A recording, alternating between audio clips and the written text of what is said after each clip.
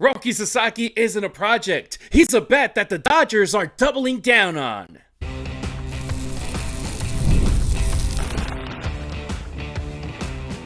You are Locked On Dodgers, your daily Los Angeles Dodgers podcast. Part of the Locked On Podcast Network, your team every day. What's up, everybody? I'm Harry Ruiz. That's Travis Rodgers. Wait, I'm on the wrong side. There you go. All right. Yes, that's Travis Rodgers. 3, 2, 1. What's up, everybody? I'm Harry Ruiz. That's Travis Rodgers, and it's time for Locked On Dodgers, part of the Locked On Podcast Network, now the #1 sports podcast network. On today's show, baseball doesn't always stay on the diamond. Mookie Betts is stepping into a coaching role in basketball for a day. We've got a decision point with Bobby Miller, former top prospect, still under team control, but clearly at a crossroads. Does he still fit in Dodger blue? But first, with pitchers reporting in 2 weeks, Roki Sasaki is healthy, and the Dodgers have made it crystal clear they see him as a starter. Travis, what's his ceiling, man? Sky high. Can't wait to talk about it. And the best part, Harry, is what you said, that everybody reports in just a couple of weeks. We are getting closer. Can't wait to get into all of it. No doubt about it. Travis, he's holding it down every weekday afternoon from 3 to 6 on the Travis Sandermarco Show on 710 ESPN LA. And if you're outside Southern California or away from a radio, the ESPN LA app has you covered wherever you are. As for me, when I'm not on the call for USC football or Raiders games in Espanol, this is where I lock in talking Dodger baseball with you. If you're new around here, glad you found us. You're exactly where you should be. And to our everydayers, you already know this show is built with you, not without you. If you're watching on YouTube, show us some love with a like, drop your thoughts in the comments, and make sure you're subscribed so you don't miss an episode. If you're listening on Apple Podcasts, Spotify, or your podcast app of choice, a quick 5-star review goes a long way in helping other Dodger fans find the show. All right. Roki Sasaki's ceiling and the starter situation.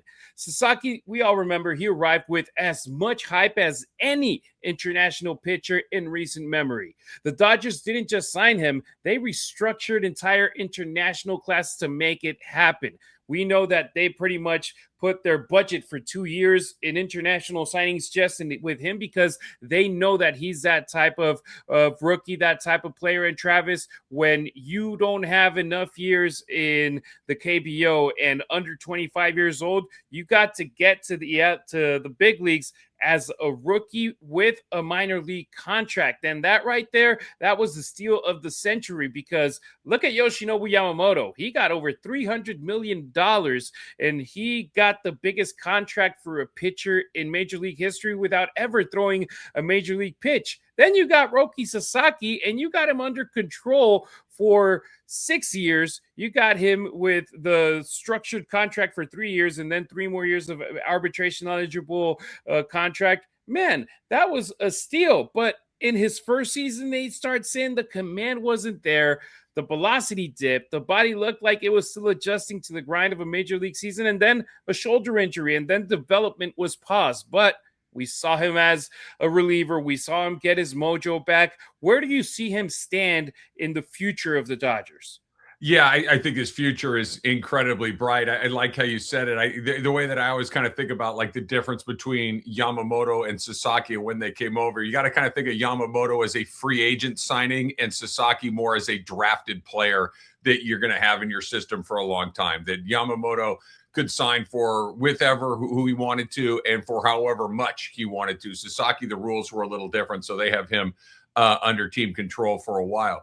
The upside is massive, but I think that's what it is, right? I think it is upside. I think it is potential. And, you know, one of my favorite sports quotes is potential means you haven't done anything yet. And I think that that's only partially true in Sasaki's case, because he certainly did contribute to them winning the World Series last year, but he contributed in a way that I don't think anybody really foresaw, because him as a back of the bullpen guy was basically a Hail Mary at the end of the season. They had no other options. That everybody that was supposed to be that guy, whether it was Scott or Yates or anybody else that they tried back there, failed. And so they had to continue to keep trying guys along the way. And finally it went down to hey, Roki's healthy again. Why not? And he kind of fell into the role and did a really good job along the way. Now, clearly he's more valuable. Any pitcher is more valuable in the front, of your pitching plans as a starter than you are at the back of your pitching plans. But I still think it is a work in progress. I still think he is a work in progress. Immense talent and an incredible amount of upside, but he really has only had very limited success as a major league player. Now, it was success at exactly the right time and exactly when the Dodgers needed, but I think he's one of the few things in their rotation, one of the few pitchers in their rotation or on their entire staff, really, that has a big question mark next to his name as far as what will he do and where will he do it?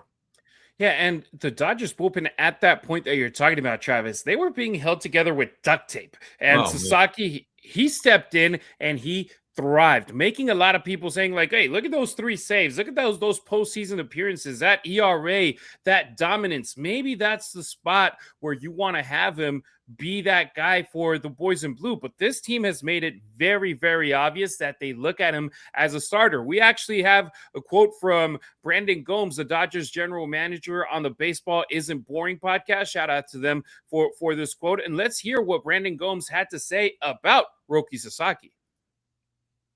For sure, he looks great. Velocity's really good in bullpens. He's feeling awesome physically.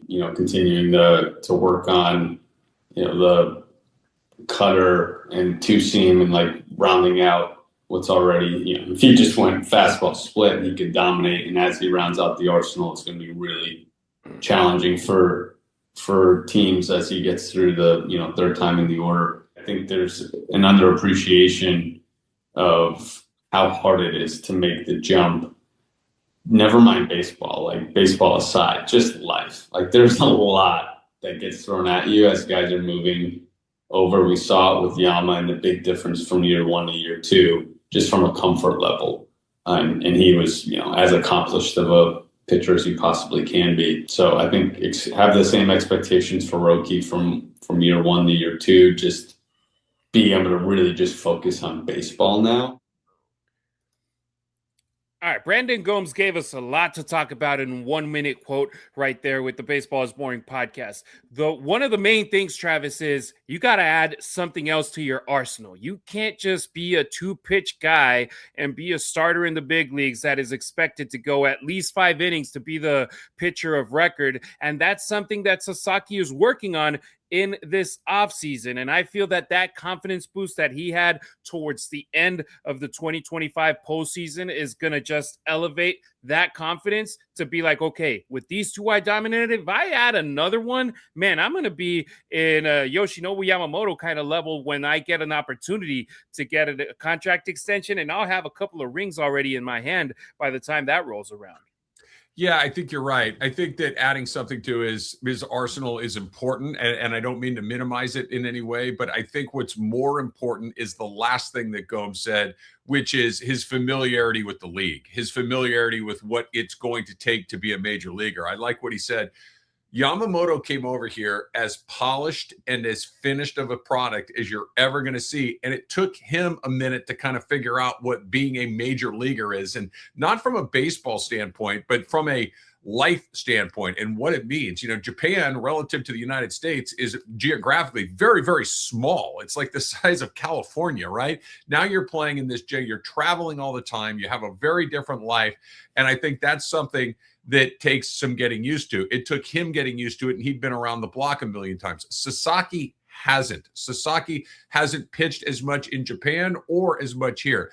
I think that will come along relatively quickly. Having 2 high-profile Japanese teammates, I think, helps a lot. That can kind of shepherd him through it in Ohtani and Yamamoto.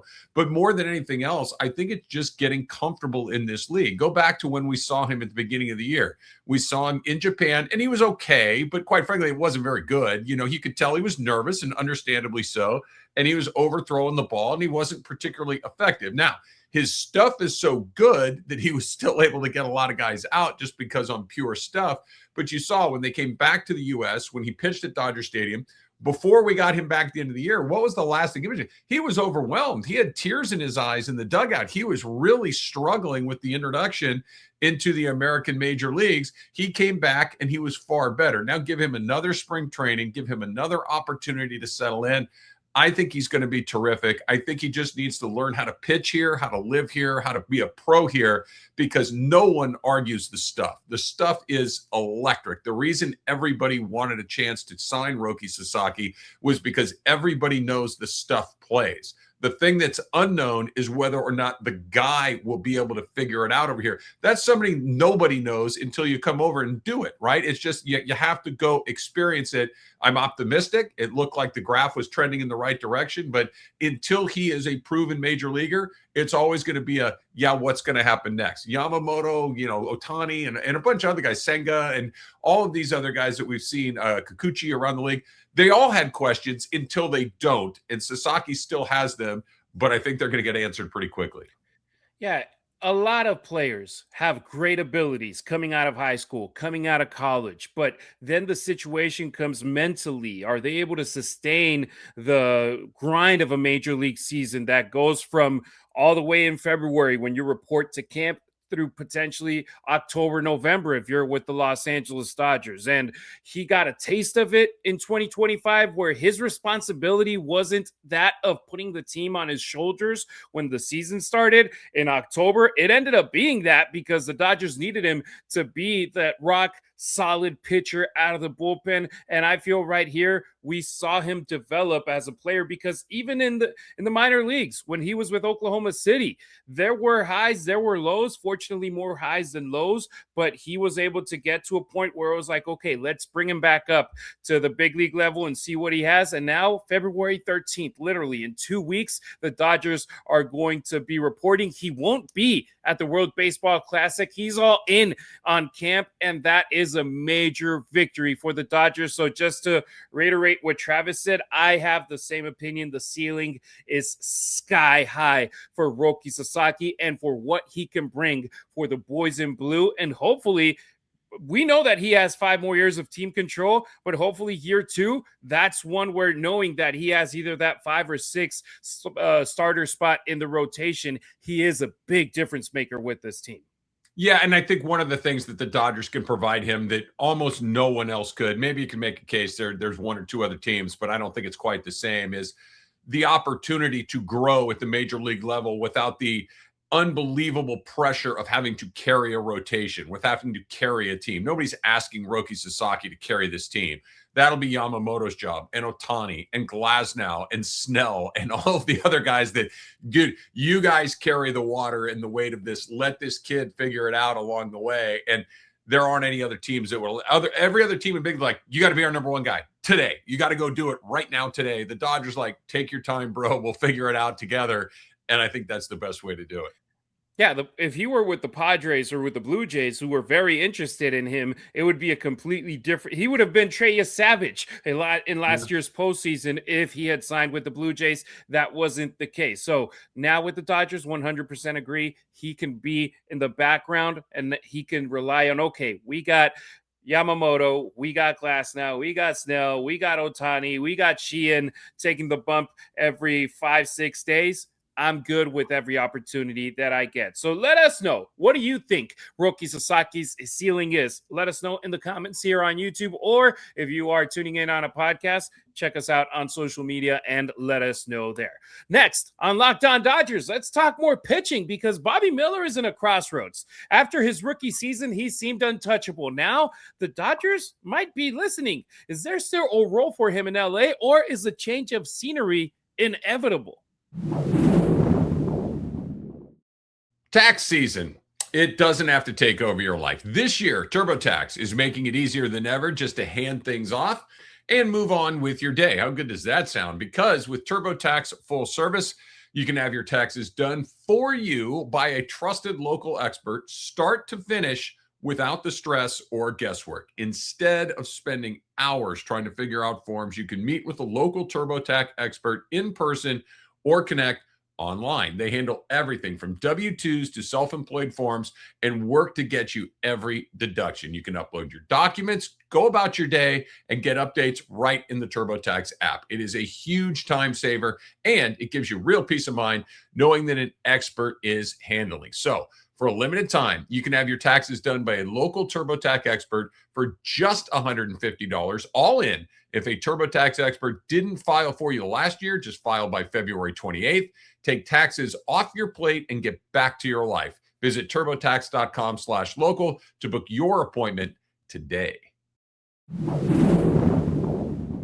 Thank you for making Locked On Dodgers your first listen of the day, and thank you for making Locked On the #1 sports podcast network. You already live your team every day. Now take it up a level and go ad-free. Join the Everydayer Club today and get Locked On Dodgers with no interruptions, members-only Discord access, and more, all for just $5 a month or $50 a year.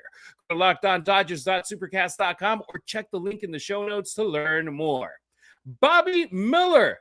Fix it or flip it. Not that long ago, Bobby Miller was viewed as a foundational piece of the Dodgers rotation, a power arm, first-round pedigree, the future. Fast forward to now, and the Dodgers are quietly asking themselves the question, should we keep him? Should we trade him? Is he the guy that might end up opening a spot in the 40-man roster if we need to bring someone else? Cough, cough, Kike Hernandez. Travis, this is a fascinating situation because I remember a couple years back, it was like, man, Bobby Miller, he could be the future of this organization. After 2025, it was like, hey, man, we didn't even need him in the postseason. Well, I don't know if you didn't need him. They didn't use him. That's for sure. I don't know if you did this on purpose. I'm going to give you the benefit of the doubt because I think you're a smart guy. I think you did do it on purpose. I think Bobby Miller being right next to a Roki Sasaki topic is fascinating to me because they are in incredibly similar situations. They are on incredibly similar paths. Massive talent. The introduction to, ooh, that looks really good, to, okay, now show me. It's that talent thing can only go so far. The prospect thing can only go so far. We think he's going to be great can only go so far. At some point, you're going to have to go out there and get major league hitters out. Now, and this is me totally speculating, okay? But the pieces fit together in a way that lead me to believe I might be right. Bobby Miller had a great rookie season. Bobby Miller stepped in and was a really effective dog. He was probably their second best guy for a good chunk of that season a few years ago. And then he got absolutely pounded in the playoffs. I don't know what that did to his confidence. Go back to the following season, and he really struggled. He gets hit in the head with a ball in spring training and really struggles after that. And I don't know if 1 + 1 = 2 or these are just random events, but he really has never been the same since getting beaten up in the playoffs like he did, getting that ball off of his head in spring training the way that he did. And he really has never think about how desperate the Dodgers were for starting pitchers at various points last season. They gave him one quick chance. It didn't work. Boom, gone. And you really never heard his name again. I think for him, the best thing that could happen would be to go somewhere else. The problem is, I don't know what kind of value he has somewhere else. I don't know what the Dodgers may get in return. Now, they might not care in the sense of they got to get equal value. It may be exactly what you said, Harry, where they just have to shuffle him because of roster reasons, that they need to clear a spot to get somebody else come in and somebody else has to go out. You can only carry 40 guys on your major league 40-man roster. So it may be something like that, but it feels like, again, never say never, but it feels like they have kind of decided that other players are more likely to be their future, whether that's River Ryan, whether that's Gavin Stone, whether it's Roki Sasaki, whether it's any of these other guys that are going to be coming up through the channels. Bobby Miller lost his place in line, and it doesn't look like he's going to get it back. Yeah, we remember that 2023 season. He ended up having an 11-4 record as a rookie, a 3.76 ERA, over 120 innings pitched for the Dodgers. And it was like, man, this is something that inspires folks to be like, hey, this could be our next big guy. Because let's remember, he was a first-round pick in 2020 for the Boys in Blue coming out of the University of Louisville. Fast forward a couple of seasons, he's out there not just pitching for the Dodgers, but starting 22 games. Then what you said in 2024, that hit to the head in spring training with a baseball, him coming back, having a 2-4 record, that ERA ballooned. It doubled from 376 to 852 in 13 games, started less than 70 innings pitched. And then 2025, he was out there for only 5 innings, Travis. Yeah. He only started 1 game. Yeah, that's the thing that I find really strange. I don't want to put anything else on it. I could use some other words, but what I find unusual is that they never really gave him another look, at least another look at the major league level. And that's interesting to me because they needed guys and it was always someone else that they ended up going with. Like even as we got late into the season and we were desperately looking for guys to pitch in the bullpen, Bobby Miller's name was never really there. I don't know if the Dodgers have lost confidence in him. I don't know if he's lost confidence in himself. I don't know what it is. But to your point, Harry, somebody with that kind of talent, somebody that has been that good at various levels of baseball. Now, you got to throw strikes. You got to attack the strike zone. If you nibble, and I don't care how good your stuff is, if you don't throw balls in the strike zone, nobody can use you. If you walks are killers. And it seemed like he was very reluctant to come into that strike. You've heard me, Harry, go on and on about walks. Like hits, you can live with hits. Eventually, they will hit the ball at people and you will make outs. But walks and not attacking the strike zone can be very frustrating for teams. And it felt like the Dodgers just made a decision internally that this was not going to be a solution to one of our problems. And I get it. The talent is always going to make you hold on to a guy for a little bit longer, but it just feels like they've made a certain decision on Bobby Miller and whether or not he's going to be a part of this. Now, like I said, anything can change. Stuff happens and it happens fast, but it feels like his best chance might be somewhere else. And when you have the big 4 at the top of the rotation with Yamamoto, Glasnow, Ohtani, Snell, and then you have Sheehan and Sasaki waiting right behind them. And then you got the young guns in Robleski, River Ryan, Gavin Stone, Ben Kasparius even getting starting spots last year, waiting behind them. It's like, where does Bobby Miller fit in this organization? And he's going to turn 27 a week into the month of April. Maybe for the Dodgers, he's not the right fit right now. But if you let him take a spot in the Reds organization, in the Tampa Bay Rays organization. I don't want to say the Marlins because I don't want his career to go to waste. But I mean, you see other teams that it's like, hey, he can get a spot right there. And there's times that all you need, Travis, you're a former pitcher, is an opportunity, is continuity, is being out there every single day. And I feel that that's the best for Bobby Miller right now, where I love Dodgers prospects. I love them to thrive in the Dodgers environment. But right now, the goal is clearly win a three-peat. And I don't feel that Bobby Miller has a fit in the current roster, the way that it's built, to be a part of the team to go and get a three-peat. No, I don't think that as we sit here in late January, that his path to the being a part of it is obvious. Doesn't mean it doesn't exist, right? I mean, that all of this stuff is one. Everybody's got their plan in January, February, March, and then the season starts and the plan goes kaboom, and the plan's out the window. That's every team, every season, no big deal. I think what's best for him would be to go somewhere where it's not, hey, you're a first-round pick, go out there and pitch like one. We're trying to win the World Series. If you fail, you're going back to the minor leagues and you may never come back. The pressure of that is real. Some of those teams that you may, and really, you know, the 30 teams in the league, probably 25 of them don't have that vibe. And to just go out there and say, hey, let's see what you got on the big league level. Take your time, relax, go out there and try and get some guys out. I think that's probably a better path for him. The problem is that path doesn't exist in LA. Every game is a road to the World Series. Hey, and that kaboom will happen also for another team with one of their starters. And it'll be like, hey, Dodgers, that guy Bobby Miller, is he open? And then you can not only think of, let's open a roster spot in the 40-man roster. You can also think, let's get some prospects in return to be able to make this worth our while. I don't know what you'd get. You can get something. Not much, but something. But you'll get, a prospect, maybe a bridge to a guy might be more likely. You'll get another body coming back the other way.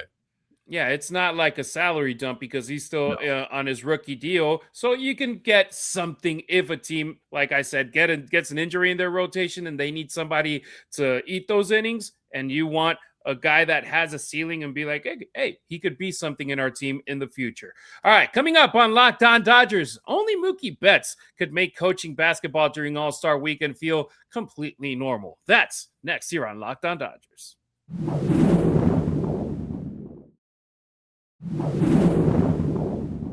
Don't forget to follow Locked On Dodgers not only on YouTube, but on X, Instagram, and TikTok as well. You can find Travis on social media at Travis Rodgers on X and Instagram. Meanwhile, I'm at Harry Ruiz on X, at Harry_Ruiz on Instagram, and at Harry Ruiz_ on TikTok. Mookie Betts from shortstop to the sidelines. Just when you think Mook can't add another line to the resume, here we are. Betts is set to coach at the NBA All-Star Celebrity Game at the Kia Forum over at Inglewood. Not playing, fortunately, coaching. And honestly, it fits, Travis, because if there's a guy who can do absolutely anything, it's Mookie Betts. He can bowl professionally. He can golf with presidents. He can hoop with NBA veterans and somehow still wins championships and goes from being a right fielder, a Gold Glove right fielder, to being a Gold Glove finalist at shortstop. It's a reminder. Mookie Betts is special, not just with talent, but also with range. Yeah, and he's Mookie Betts. Like, he is a star in every sense of the world. Mookie Betts is one of those guys that even if you're not a huge baseball fan, he's got that aura, that electricity. You're like, that's somebody. I need to know who that is. I always think about this whenever I see, an athlete from one sport kind of dip their toe, or even if it's just something like a celebrity coaching thing in another sport. When I used to work at the Angel station, the Angels had gone up to play the A's when the A's were still in Oakland, and Mike Trout and one or two other Angel players went to a Golden State Warriors practice, and Trout was out there with Steph Curry and Klay Thompson and those guys, and they're just shooting threes, and Mike Trout looked perfectly comfortable shooting threes with those guys. There was nothing weird looking about it at all. And then they go underneath the basket, Trout gets a rebound, and again, they're not being guarded or anything, but just 2 feet straight up, two hands, boom, flush. And I'm like, oh, right. He's one of those guys. He's one of those guys that can do, whether it was going to be football, basketball, baseball, run track, whatever Mike Trout was going to decide he wanted to do, he would have been amazing at it. Mookie's the same way. Mookie, when we see him out there, and again, we'll just see him coaching, but if Mookie had the smoothest jump shot or the most amazing handle you've ever seen, would you really be surprised? I wouldn't. That all of these guys just seem to have, the Trouts, the Betts, the Ohtanis, these guys that are just so good at everything that Mookie's going to be there is awesome. It'll be fun. It'll be good to see him there. But if he's good at it, I won't be surprised at all. I had a sigh of relief, Travis, when I heard he's coaching. I'm like, okay, perfect, because I would have no doubt that he could go out there and win the Celebrity Game MVP at Kia Forum in LA, in Inglewood. But I'm like, hey, you know what? It's too close to home. It's already in February, spring training. You got the games literally less than a month away, the regular season right around the corner. I rather be like, you know what? There has to be a clause in that contract where it's like, don't risk this. I know that he plays tons of sports in a very high level, but the more you can mitigate the chance of a risk of an injury, do it. And it's cool. I mean, I know that it's not the slam dunk contest doesn't have the aura it had over 40 years ago when Michael Jordan was winning it, or 30 years ago when you had stars in the NBA actually in it and not guys from the G League. Participating and winning it. But at the same time, it's like you got the 3-point contest, the NBA All-Star Game, you got the slam dunk contest, even the skills challenge has more viewers and more people glued to the TV compared to the celebrity game. But at the same time, just being a part of one of these events and being considered as one of the coaches, that's big for Mookie. And that's also big for the sport of baseball, being involved in this way with the NBA.